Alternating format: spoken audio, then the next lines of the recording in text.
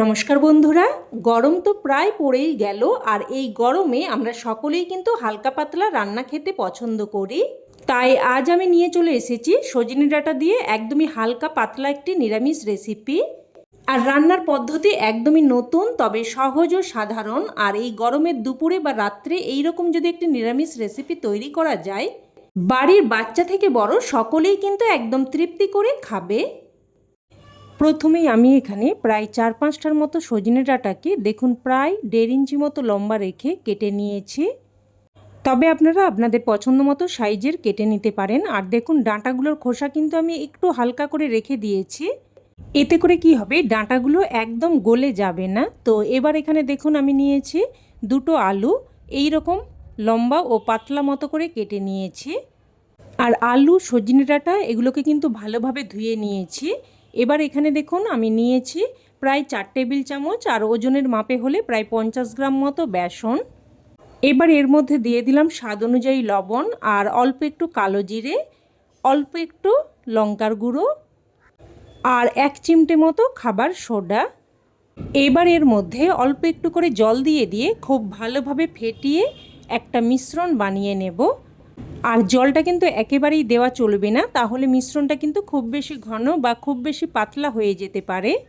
তো একটা হ্যান্ড মিক্সারের সাহায্যে খুব ভালোভাবে ফেটিয়ে নিচ্ছি, তবে আপনারা চাইলে কিন্তু হাতের সাহায্যেও ফেটিয়ে নিতে পারেন। আর দেখুন মিশ্রণের ঘনত্বটা ঠিক এই রকম হবে।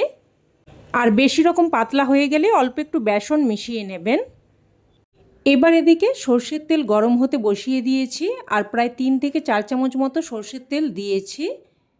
তেলটাকে একদম খুব ভালোভাবে গরম করে নিয়ে এবার মিশ্রণ থেকে অল্প করে একটু অংশ নিয়ে এইভাবে দেখুন তেলের মধ্যে দিয়ে দিচ্ছি। আর একদম কিন্তু এগুলো ছোট ছোট করেই বানাচ্ছি, কারণ ছোট ছোট করে বানালেই খেতে কিন্তু বেশি ভালো লাগবে। আর একটা জিনিস নিশ্চয়ই লক্ষ্য করতে পাচ্ছেন যে দেওয়ার সাথে সাথেই দেখুন এগুলো কিন্তু ফুলতে শুরু করেছে। বেসনটা যতই ভালোভাবে ফেটিয়ে নেবেন এইগুলো কিন্তু ততই সুন্দরভাবে ফুলবে। তো এগুলোকে মিডিয়াম ফ্লেমে উল্টে পাল্টে লাল করে ভেজে নেব। তো দেখুন সবগুলোকেই উল্টে পাল্টে লাল করে ভেজে নিয়েছি। এবার এগুলোকে উঠিয়ে নিচ্ছি। উঠিয়ে নিয়ে এবার ওই তেলের মধ্যে দিয়ে দিচ্ছি 1/2 চামচ গোটা জিরে, আর অল্প একটু প্রায় 1/3 চামচ মতো রাঁধুনি। ফোড়নটাকে নাড়াচাড়া করে কয়েক সেকেন্ড ভেজে নেব। ফোড়নটা ভালোভাবে ভেজে নিয়ে এবার এর মধ্যে কেটে ধুয়ে রাখা আলুগুলো দিয়ে দিলাম। সাথে অল্প একটু লবণ আর অল্প একটু হলুদ গুঁড়োও দিয়ে দিলাম। লবণ আর হলুদ গুঁড়োটা দিয়ে ভালোভাবে মিশিয়ে নিয়ে এবার একটা ঢাকনা দিয়ে মিডিয়াম ফ্লেমে আলুগুলোকে প্রায় কিন্তু 3 থেকে 4 মিনিট মতো ভেজে নেব। আর এই সময় আমি একটা মশলা তৈরি করে নেব। তো একটা পাত্রের মধ্যে নিয়ে নিলাম 1/2 চামচ মতো সাদা সর্ষে, 1/2 চামচ মতো কালো সর্ষে, 1/2 চামচ গোটা জিরে, আর অল্প একটু প্রায় 1/3 চামচ মতো রাঁধুনি। আর দিয়ে দেব 2টো কাঁচা লঙ্কা, তবে ঝালটা কিন্তু অবশ্যই আপনারা আপনাদের স্বাদ অনুযায়ী দিয়ে দেবেন। তো সব কিছুকে দেখুন আমি শিলেতে করে একদম মিহি করে বেটে নিয়েছি। এবার এদিকে প্রায় কিন্তু 3 থেকে 4 মিনিট মতো ঢাকনা দিয়ে আলুগুলোকে ভেজে নিয়েছি। দেখুন আলুগুলোর মধ্যে একটা বেশ কোটিং পড়ে গেছে। তো এইভাবে প্রথমে আলুগুলোকে একটু ভেজে নিয়ে তারপর এর মধ্যে সজনে ডাঁটাগুলো দিয়ে দিচ্ছি। সাথে একটা মিডিয়াম সাইজের কুচানো টমেটো দিয়ে দিচ্ছি।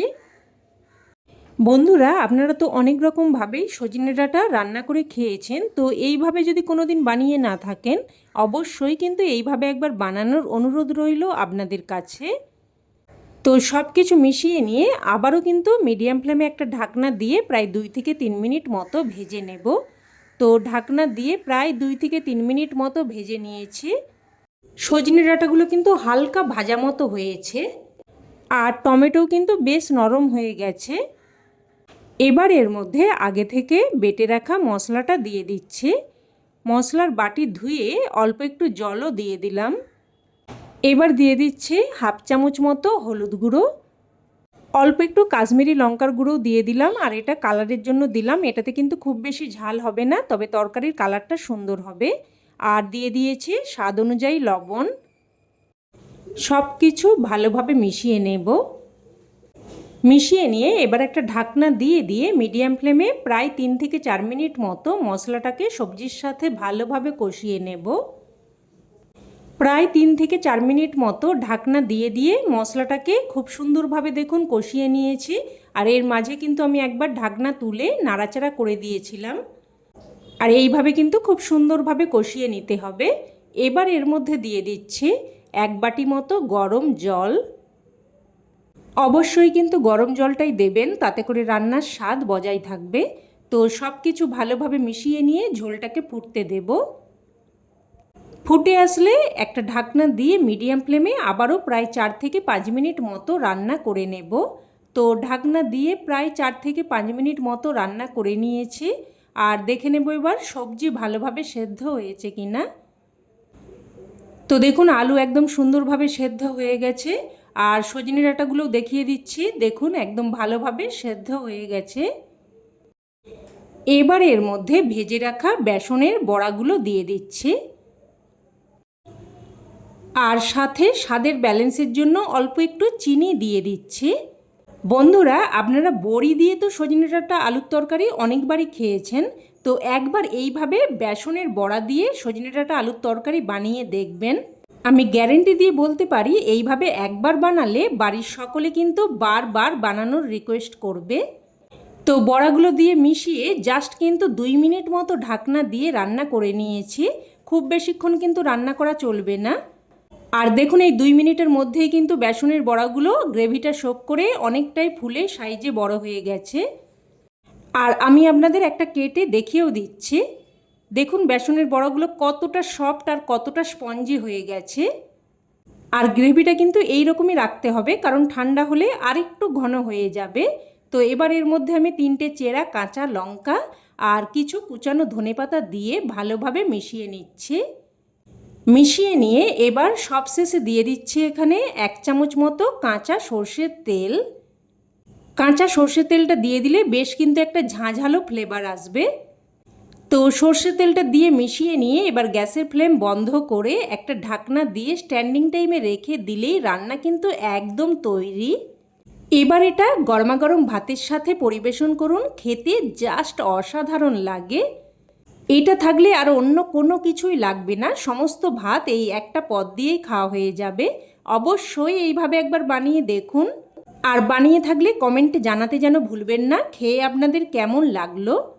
তো রেসিপি ভালো লেগে থাকলে প্লিজ একটা লাইক দিয়ে দেবেন। আর চাইলে বন্ধুবান্ধব আত্মীয় স্বজনদের সাথে শেয়ারও করতে পারেন। আর চ্যানেলের নতুন বন্ধু হয়ে থাকলে চ্যানেলটি অবশ্যই করে সাবস্ক্রাইব করে নেবেন।